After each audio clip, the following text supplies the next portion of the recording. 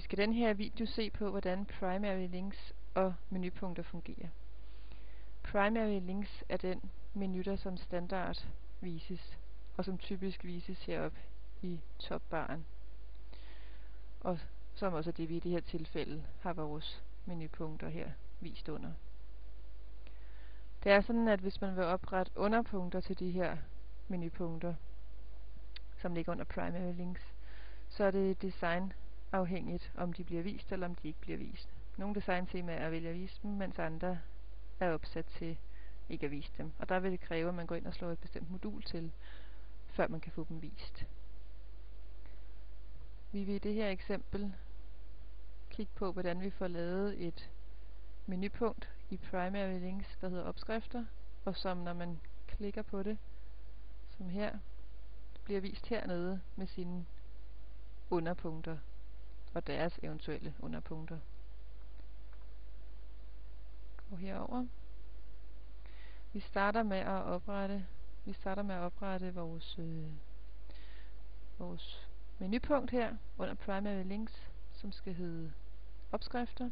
Så vi starter med at gå ind og oprette den side, som det menupunkt skal linke til. Gør vi her under indhold, opret indhold, page.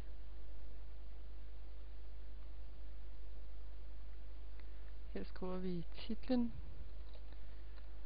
på vores side, navnet menupunktet, der linker hertil, skal have. Og som overordnet menupunkt vælger vi primary links her, da vi jo gerne vil have, at vores menupunkt her skal tilhøre den. Vi sætter vægten til 2, da vi gerne vil have vores menupunkt til at stå helt ud til højre. Skriver lidt tekst og vælger gem.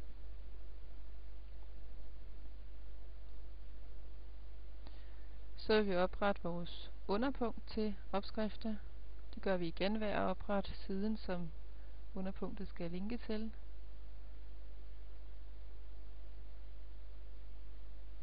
Den side kalder vi bær. Menupunktet kalder vi også bær. Og det overordnede menupunkt, det er primary links, vi skal ind i igen, da det er den menu, hvis menupunkt opskrifter her skal være overordnet menupunkt for bær. Det vil sige, nu kommer vores menupunkt bær her til at være underpunkt lige under punktet opskrifter. Skriver lidt tekst og vælger gem.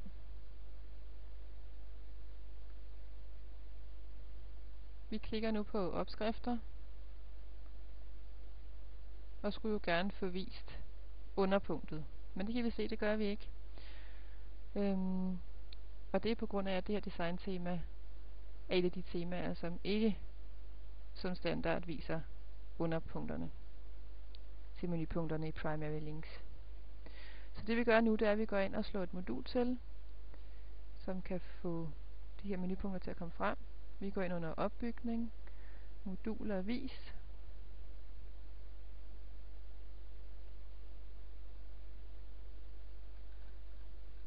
Scroller vi ned og vælger det her modul. Markerer det. Scroller helt ned i bunden og vælger gem indstillinger.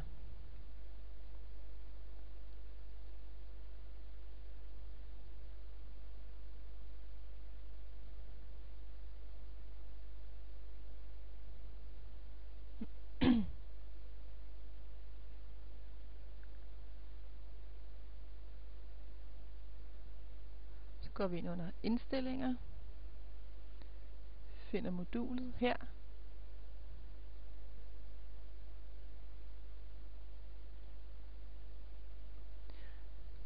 her sætter vi det til primary links og vælger gem indstillinger.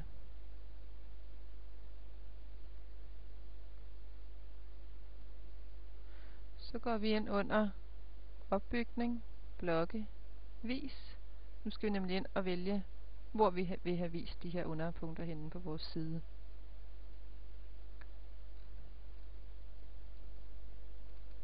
Vi scroller ned.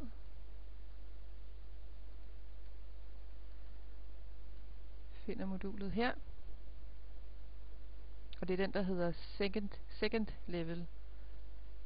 I og med, at det er de menupunkter, der er på andet niveau i menustrukturen. Og de underpunkter, de eventuelt måtte have, vi gerne vil have vist på vores side. Altså et andet sted end oppe i topbaren, hvor første niveaus menupunkter bliver vist. Vi vælger så, at placeringen skal være i venstre side. Og vælger gem blokke. Nu skulle vi være klar til at se vores underpunkter på vores side.